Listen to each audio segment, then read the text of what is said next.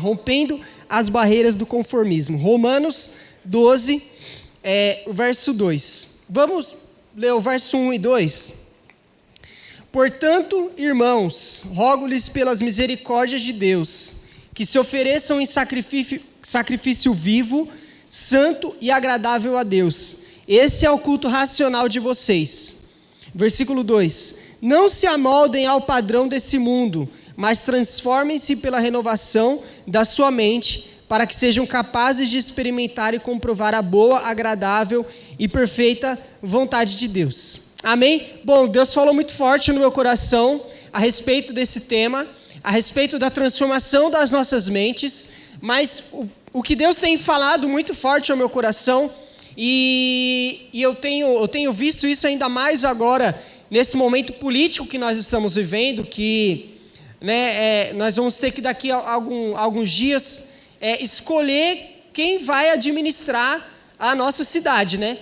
E para nós aqui de Osasco, de Carapicuíba, é mais simples, mas, por exemplo, para Pitu e para o Raul, eu acho que é mais complicado, né? Que é lá São Paulo, eu trabalho lá no centro, então eu também preciso estar informado, né? Preciso estar consciente de quem vai administrar a cidade.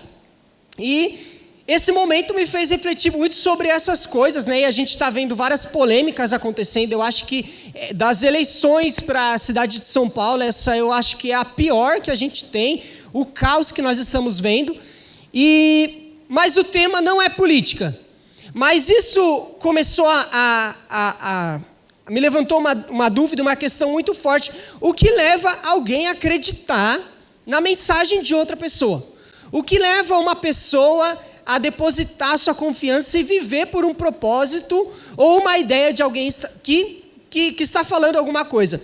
O que leva nós a acreditarmos nas pessoas que vêm aqui na frente e falam e pregam? O que leva vocês a acreditar no que eu estou falando agora? Né? Eu fiquei refletindo sobre isso e perguntando, quando eu paro para pensar sobre isso, eu vejo pessoas que têm convicções de fé muito firmadas naquilo que elas acreditam. Isso é muito interessante porque nós também temos convicção. E tipo assim, quando eu paro para pensar, nada tira da minha mente de que Jesus um dia vai voltar. Para mim é impossível isso não acontecer. Não passa pela minha mente. E às vezes a gente até gera no nosso coração uma vingança. A gente fala assim, nossa, eu não vejo a hora de Jesus voltar para esse cara que vê o que é bom para a tosse, né? Para essa pessoa ver aqui que eu estava certo e essa pessoa estava errado. Né? Nós às vezes nem olhamos com olhar de misericórdia, mas a gente olha com olhar tipo assim, nossa, quando Jesus voltar também esse cara aqui vai ver o que é bom. E o que leva nós, ou outras pessoas, outras culturas a acreditarem naquilo e viverem por aquilo, por aquela fé, ter a convicção daquela fé. E nós, como jovens cristãos, aonde nós estamos nesse lugar de ser uma influência para outras pessoas. Ser alguém que a nossa mensagem, a nossa palavra gere tanta convicção no coração de alguém que faça essas pessoas quererem também viver por aquilo que nós estamos vivendo. Eu acho que se nós pararmos para pensar que até mesmo quem nasceu num berço cristão teve um momento de encontro com Deus e aquele momento fez você falar assim, não, realmente eu vou viver por isso. Eu preciso viver por essa ideia, eu preciso viver por isso. E nós, como jovens, a todo momento somos bombardeados por informações novas e às vezes nós não conseguimos nem acompanhar. Poxa, eu tenho só 28 anos, eu sou muito novo, mas tem coisas que eu nem... Nossa, eu vou saber que aconteceu, e a Lívia às vezes me fala que aconteceu, que está acontecendo, e eu vou pegar bem depois, eu nem sabia que estava acontecendo. E nós, como jovens, somos bombardeados o tempo todo com informações. Se você olhar quantas religiões existem no mundo, e quantas ainda não vão existir. Na verdade, eu olhava assistia um documentário esses tempos na Netflix, sobre uma religião de um guru lá que inaugurou uma religião e eles invadiram uma propriedade, compraram uma propriedade nos Estados Unidos e milhares de pessoas foram para lá e ouviam a palavra desse cara e choravam com aquilo, né? Se entregavam. E na nossa juventude, eu acho que quando nós, entramos na puberdade, eu acho que vem um pacote junto de rebeldia, junto com a puberdade. Para nós, quando nossos pais não nos entendem, os nossos professores não nos entendem, todo mundo à nossa volta é muito chato, as pessoas mais velhas são mais chatas, nós detestamos conselhos, nós detestamos ser repreendido por alguém, nós detestamos que as pessoas nos proíbam de algo, e até parece às vezes que nós gostamos de fazer o contrário do que foi dito para nós fazermos. Eu fui um adolescente muito rebelde. Hoje eu dei uma segurada, né? Porque eu entendi que rebeldia gasta muita energia. Então você tem que estar com uma energia muito grande para continuar com a sua rebeldia. E eu me cansei muito rápido. Existia um festival que aconteceu lá no ano de 1969, que foi o festival Woodstock, que aconteceu em agosto, e esse evento marcou muitas gerações, e até hoje nós vivemos retalhos do que aconteceu lá em 69. Eu escolhi esse evento porque esse evento reuniu muitos jovens, e teve algumas características que deixaram esse evento marcantes, e eu vou citar algumas. A primeira, críticas ao capitalismo, ao tradicionalismo e à guerra do Vietnã, porque estava acontecendo uma guerra nessa época. Defesa da liberdade sexual e da emancipação sexual. Ninguém é de ninguém. Acampamentos, música com violão, roupas coloridas, flores no cabelo e homens de barba e cabelo comprido. Influências do movimento beatnik que criticava a sociedade americana por meio da arte. Influência do movimento negro, os Black Panthers, e também de Martin Luther King. Prática do nudismo. E a última, abraço de aspectos de religiões orientais, como o budismo e o hinduísmo. Então, eu há alguns anos atrás, assisti um documentário falando um pouco sobre o Woodstock, e era interessante porque quando você vai visitar uma cidade, os turistas chegavam e entravam no ônibus, e era tipo assim, aqui é onde está a concentração dos hippies, não sei lá o que e tal, e era tipo a galera pelada na rua, se pegando na rua, e ninguém era de ninguém. Isso foi uma quebra muito grande de paradigma para essa época. E eu escolhi falar desse movimento justamente por isso. Porque lá nos anos 50, da metade para o final dos anos 50, todo mundo conhece também Marilyn Monroe, e também a icônica foto dela, que ela está passando por cima daquele negócio de ar lá, e o vestido dela sobe. Todo mundo conhece essa foto. É uma foto extremamente clássica e de representação para ativistas com essa foto. Essa foto gerou muito escândalo na época, né? Você está falando da metade para o meio dos anos 50. E se hoje eu pegasse essa foto e colocasse no telão, ninguém iria ficar espantado com essa foto. Para nós, seria tipo, poxa, mais uma foto, né? De uma mulher que está com o vestido subindo. Ninguém ia ficar espantado com essa foto. Mas para o mundo dessa época, tanto para aquela galera e também depois dos anos 60, para o movimento hippie, foi libertador essas coisas.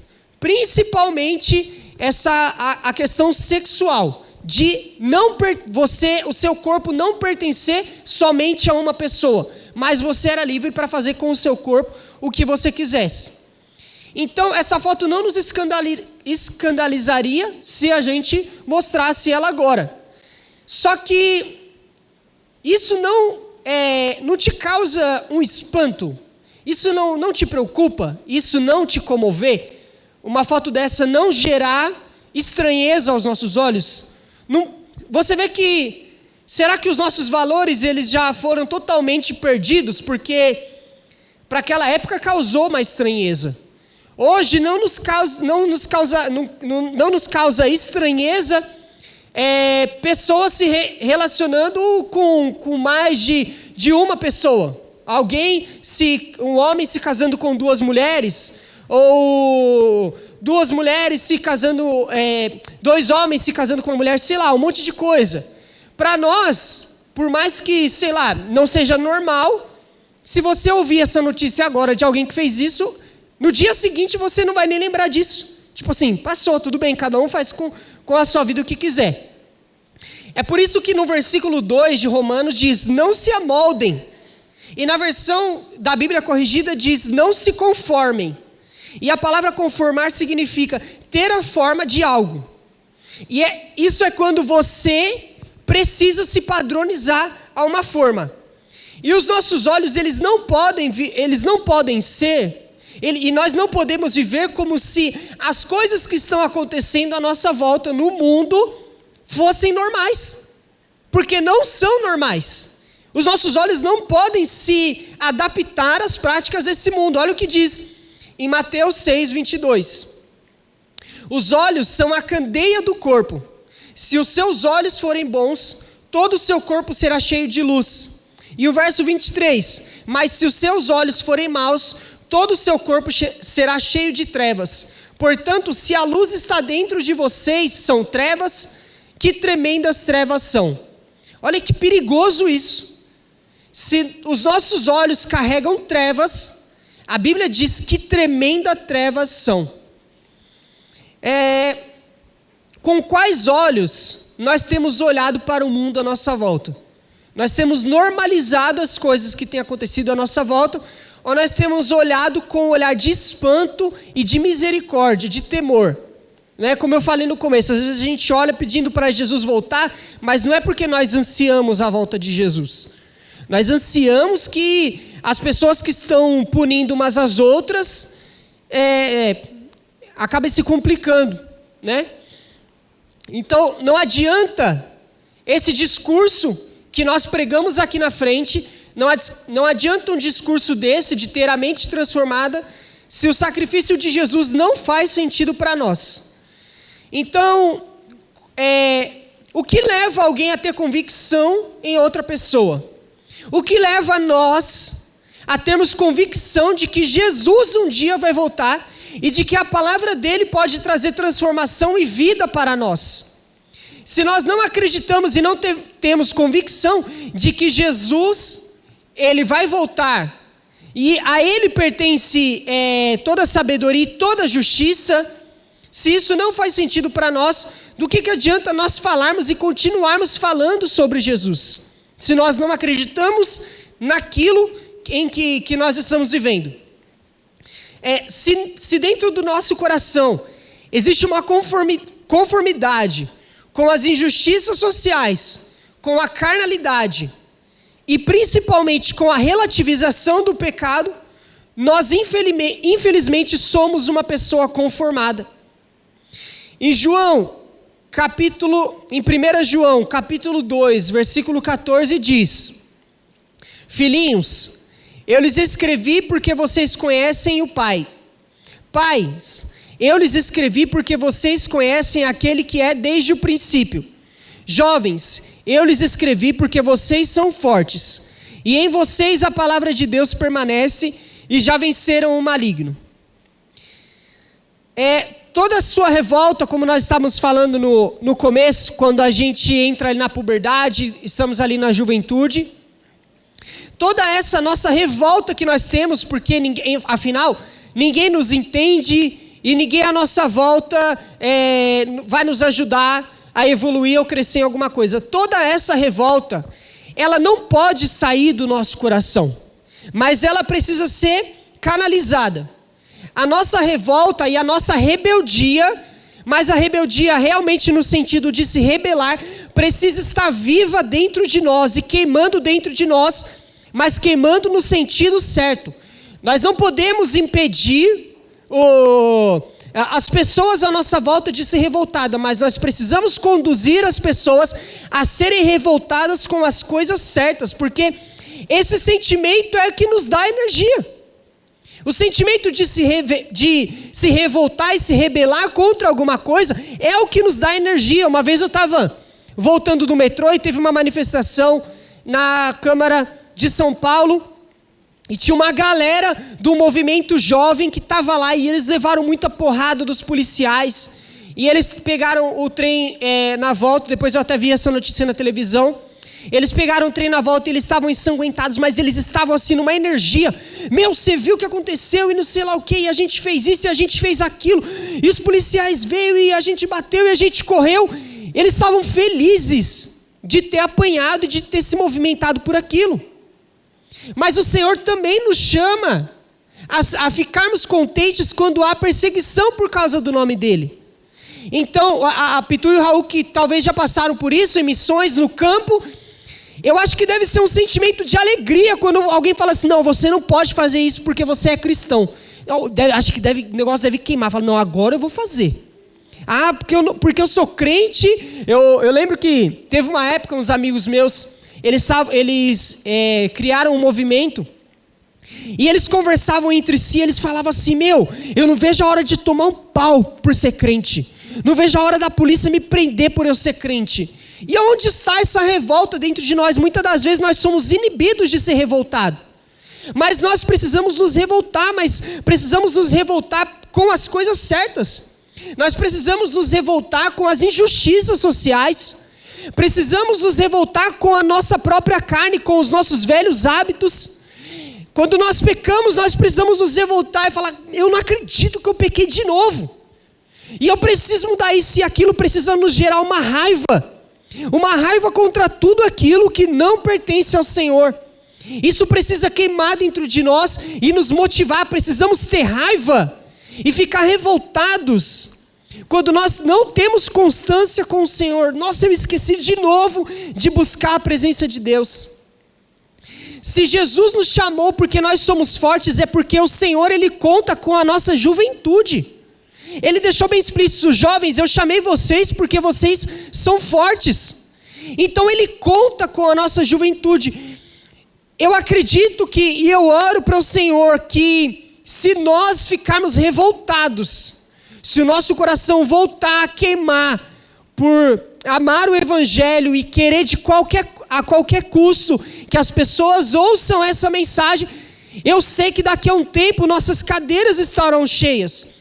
Eu sei que daqui a algum tempo o Senhor vai encher esse lugar da presença dEle e nós não conseguiremos ficar de pé. É por isso que nós temos clamado, mas aonde está essa revolta dentro do nosso coração?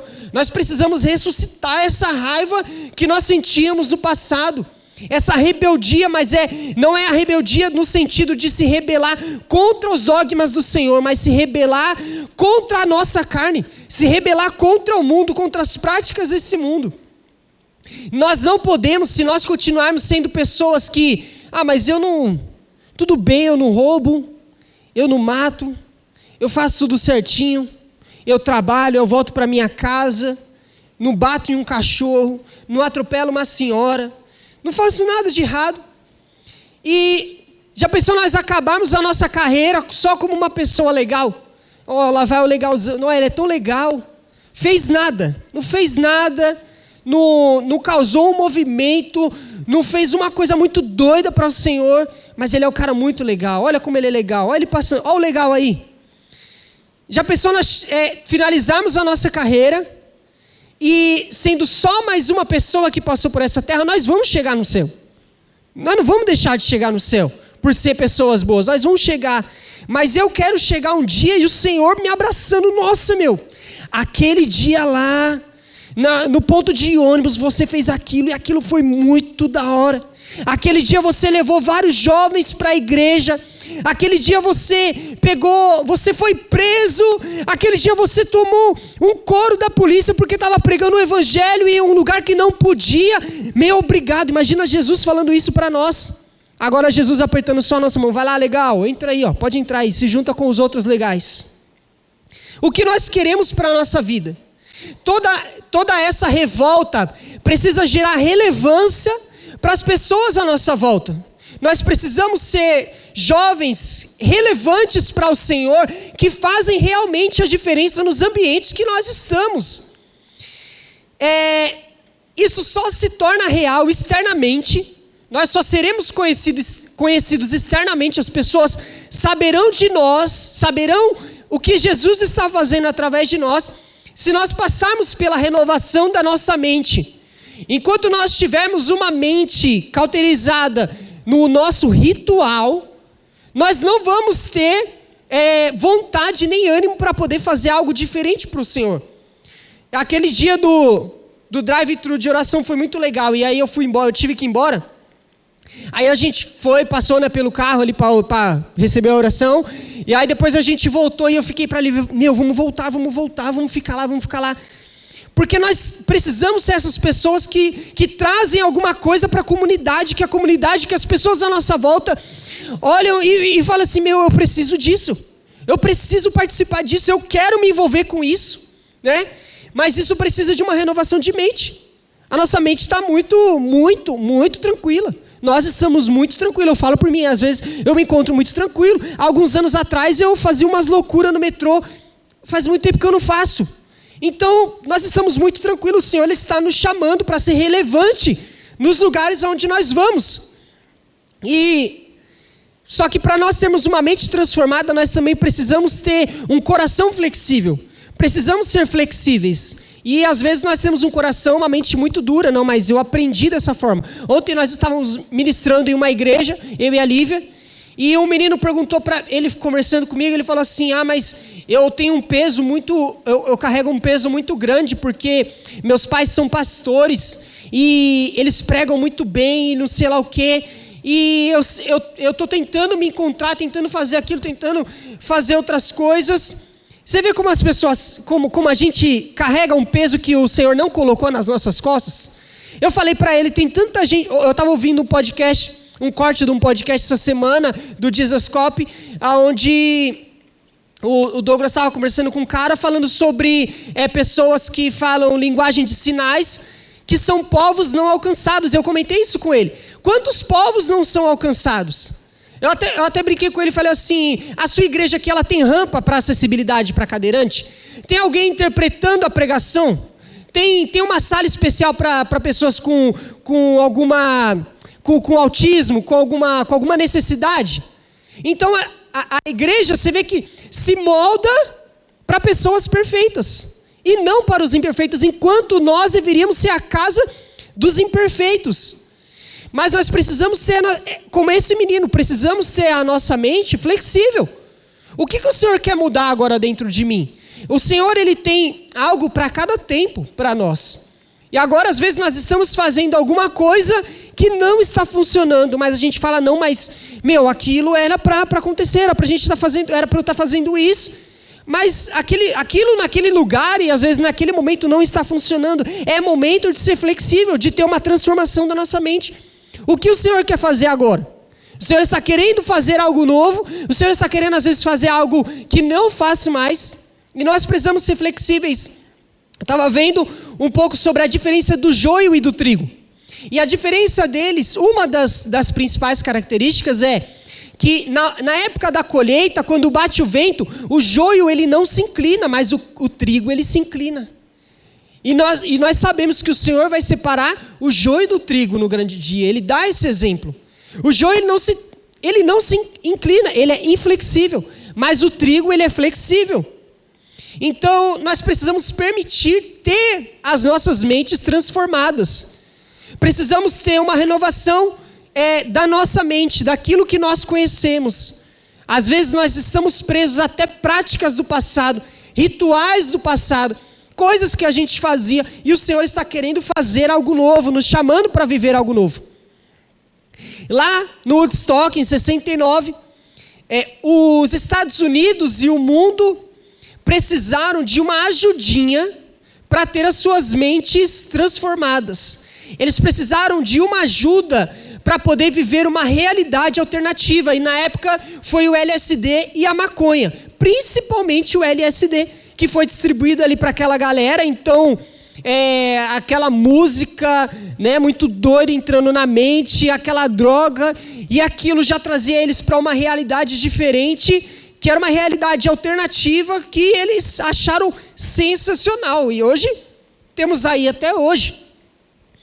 Então, eles abraçaram essa ideia que ela continua, e a sociedade foi mudada, não só pelo movimento hippie daquela época e foi realmente mudada. Hoje nós vivemos muitas coisas são lícitas por causa daquela época, de quebra de paradigmas. E o movimento hippie, ele trouxe essa ideia. Outros movimentos que nós tivemos, outras ideologias que vieram, todos pregando a mesma coisa, liberdade. Todos vão falar sobre a mesma coisa, liberdade. E Satanás, ele sempre vai tentar nos convencer de que a realidade criada por Deus não é tão boa quanto a realidade criada pelo inimigo. As coisas, os princípios do Senhor não é tão legal quanto ser livre perante ao mundo. Ele sempre vai nos dizer que outros eventos são mais legais e vão nos dar mais liberdade do que a casa do Senhor. Mas se Cristo nos libertou da condenação do pecado, que liberdade mais a gente precisa? Nós só precisávamos ser livres da condenação do pecado e o Senhor nos libertou. Nós não precisamos de mais nenhuma liberdade e nenhuma realidade alternativa. A realidade do Senhor para nós, ela é suficiente. E o principal, ela nos traz vida. Então, a liberdade que Cristo nos proporciona não é segundo os padrões desse mundo, mas isso é muito complicado de se entender. É difícil você entender o sentido de liberdade segundo aquilo que o Senhor quer para nossas vidas. Mas só quando nós passamos pela metanoia, quando nós passamos pela transformação de mente, nós somos capazes de declarar como Paulo declarou em 1 Coríntios 7, 22. Que ele disse assim, pois aquele que sendo escravo foi chamado pelo Senhor, é liberto e pertence ao Senhor. Semelhantemente, aquele que era livre, quando foi chamado, é escravo de Cristo. Vocês foram comprados por preço alto. Não se tornem escravos de homens. Paulo tinha prazer em se declarar escravo de Cristo. Mas só quem tem uma mente livre se declara escravo. Só quem tem uma mente transformada pode se declarar escravo de Cristo. Isso é muito forte. Vocês foram comprados com alto preço. Não se tornem escravos de homens. E nós somos livres para poder dizer não a qualquer coisa que o mundo nos oferece. Hoje, nós somos contra o sistema. Desde quando eu sou mais novo, que eu aprendi com os meus primos a escutar rap, eu sempre entendi. Hoje as letras não falam muito sobre isso, mas as letras do passado, com SNJ e Racionais e um monte de gente, falavam sobre o sistema, sobre ir contra o sistema, né? E aquilo ficava, o que é o sistema? Eu tentava entender o que era o sistema. E usando essa analogia, hoje, talvez alguns anos atrás, a igreja, né, dominava as leis e tinha muito poder. Mas hoje nós somos contra o sistema. Nós somos contra o sistema quando nós ligamos a televisão, quando nós olhamos as nossas redes sociais, quando nós saímos na rua. O sistema é inteiramente mundano. O sistema de conduta da vida das pessoas é totalmente sexualizado. O sistema de conduta da vida das pessoas é totalmente profano. É contra qualquer coisa que venha da Bíblia, do Senhor. Se está na Bíblia, já não serve mais para uma sociedade. Então nós fomos comprados com preço alto. Não se tornem novamente escravos de homens. Vocês são livres. Em Filipenses 4:4 diz: alegrem-se sempre no Senhor. Novamente direi, alegrem-se. Seja a amabilidade de vocês conhecida por todos. Perto está o Senhor. Não andem ansiosos por coisa alguma, mas em tudo, pela oração e súplicas, e com ação de graças, apresentem seus pedidos a Deus. E a paz de Deus, que excede todo entendimento, guardará os seus corações e as suas mentes em Cristo Jesus. E nada melhor do que você ter uma mente em paz. Nada melhor do que você dormir na sua cama, você vir num culto, você se encher da presença de Deus, você cansar de buscar a Deus e de gritar o nome dele, dançar e pular. Nada melhor do que você chegar na sua casa e falar assim: Eu posso dormir com a minha mente tranquila, porque eu não precisei de nada para me levar para outra realidade.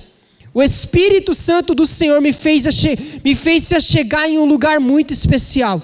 Mas é a realidade do Senhor. Não há nada melhor do que você ter uma mente em paz.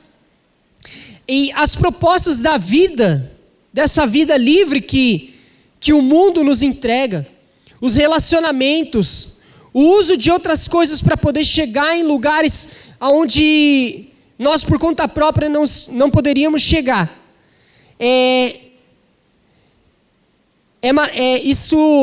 Nós não precisamos nos render a isso. Nós podemos rejeitar todas essas coisas quando nós deixamos o Senhor tomar conta das nossas mentes. Nada melhor do que estar com Deus. Nada melhor do que sacrificar a nossa vida a Deus, entregar de corpo, alma, coração e mente a nossa vida a Deus. Quando nós entregamos as nossas vidas como um sacrifício ao Senhor, quando nós deixamos que o Senhor tome conta das decisões das nossas vidas, nós começamos a viver os propósitos que o Senhor tem para nós. E nós conseguimos ter coragem, ter ousadia, ser rebeldes suficientes para falar não para as coisas desse mundo. O Senhor, no versículo 7, Ele diz assim, que Deus vai guardar as nossas mentes e coração, olha aí. E a paz de Deus, que excede o entendimento, vai além daquilo que nós entendemos, guardará os nossos corações e as nossas mentes em Cristo Jesus. No verso 8 ele diz assim, finalmente, irmãos, tudo que for verdadeiro, tudo que for nobre, tudo que for correto, tudo que for puro, tudo que for amável, tudo que for de boa fama, se houver algo de excelência ou digno de louvor, pensem nessas coisas. Nós precisamos ter as nossas mentes transformadas, inocentes como uma criança. As nossas mentes precisam de uma lavagem. Nós precisamos começar a olhar o mundo com um olhar de misericórdia. Olhar as coisas e não aceitar que as coisas continuem da mesma forma que estão acontecendo. Olhar de criança, daqui a pouco eu vou ter um filho. E como que eu vou cuidar desse menino nessa geração? Se as coisas estão tudo bagunçadas, você sai na rua, as roupas das crianças já são tudo diferente, tudo adultizada. Você vê os filmes, as coisas que a gente assiste, já são tudo diferente. Então, como que eu vou fazer com essa criança? Então, nós precisamos ter as nossas mentes transformadas para contagiar o mundo à nossa volta. O Senhor não nos chamou simplesmente para poder cantar, tocar, pregar. O Senhor nos chamou para fazer coisas grandiosas para Ele, em lugares diferentes, em áreas diferentes. Nem todos vão fazer as mesmas coisas dentro da casa de Deus, mas existem áreas, existem lugares que precisam ser alcançados. As nossas mentes transformadas precisam ser transformadas para ter corpos glorificados. Precisamos ter as nossas mentes transformadas para sermos relevantes para a nossa geração. Precisamos ter as mentes transformadas para sermos livres. No verso 1, mais uma vez eu vou ler, de Romanos 12. Portanto, irmãos, rogo-lhes pela misericórdia de Deus, que se ofereçam em sacrifício vivo, santo e agradável a Deus. Esse é o culto racional de vocês. Esse não é o culto que só o seu coração está ali naquilo, mas a sua mente entende a quem nós estamos adorando. Se nós entendêssemos quem está presente aqui, quem está presente no nosso quarto, quem está presente nos ambientes que nós estamos, se nós tivéssemos consciência de mente que é o Senhor, é o Espírito de Deus que está naquele lugar, nós, a cada minuto da nossa vida, a cada segundo da nossa vida, estaríamos gastando o nosso tempo glorificando a Deus, em todas as nossas atitudes, gastando a nossa vida aos pés de Jesus. E entender que isso não é em vão. Isso não é em vão se eu tiver a consciência disso, que é o Senhor, se a minha mente for transformada, entender que é o Senhor que está nesses ambientes, nós estaremos gastando a nossa vida aos pés dele. Mateus capítulo 21. O verso 12 diz assim: Jesus entrou no templo e expulsou todos que ali estavam comprando e vendendo. Derrubou as mesas dos cambistas e as cadeiras dos que vendiam pombas. E lhes disse: está escrito, a minha casa será chamada casa de oração, mas vocês estão fazendo dela um covil de ladrões. Bom, as coisas, elas estavam tão bagunçadas, e se a gente olhar agora para a nossa geração e a gente comparar com Sodoma e Gomorra, eu acho que Sodoma e Gomorra, eu acho que é fichinha para o nosso tempo. Eu acho que nem faz cócegas. Naquela época, nesse tempo, as pessoas, aqueles caras que ficavam ali vendendo as pombas, era justamente para poder fazer o sacrifício do seu pecado. Então eles vendiam pombas para que, se você pecou, você não precisa se esforçar e pegar um animal limpo, um animal puro, e para poder levar, para poder fazer o sacrifício. Não, você não precisa de nada disso. O que você faz? Quando você estiver chegando perto do templo, tem gente vendendo pomba. Você compra uma pomba, e aí você já está ali no templo, leva para o cara, ele faz o sacrifício, para o sacerdote ali, e ele faz o sacrifício. O que nós estamos fazendo com aquilo que o Senhor entregou para as nossas vidas? O que estamos fazendo com aquilo que o Senhor nos deu para sacrificar perante Ele? Nós muitas das vezes estamos relaxando com aquilo que nós temos de mais precioso. O Senhor, Ele é o Cordeiro vivo que se entregou por nós, para que nós não precisássemos mais matar um animal para poder termos o nosso pecado perdoado. O Senhor, Ele nos deu livre acesso. Mas para isso, como diz em Romanos, ofereçam as suas vidas como um sacrifício vivo, santo e agradável a Deus.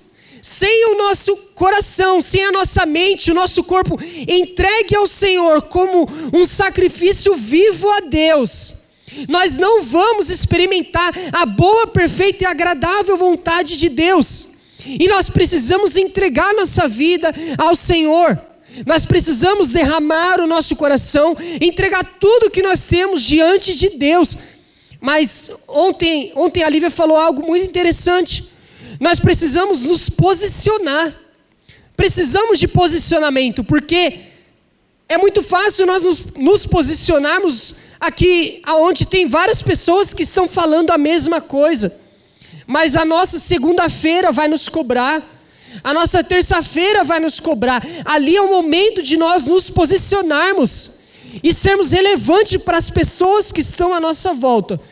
Para nós entendermos a boa, perfeita e agradável vontade de Deus. Ele vai definir o nosso propósito. Ele vai nos levar a lugares distantes. Nós temos que ter a consciência transformada de que, se nós entregarmos a nossa vida ao Senhor, nós vamos viver aquilo que Ele tem de mais puro para nós. Se nós entregarmos completamente a nossa vida ao Senhor, Ele vai permitir com que nós provemos o que Ele tem de mais doce para as nossas vidas. Amém? Glórias a Deus. Vamos fechar os nossos olhos.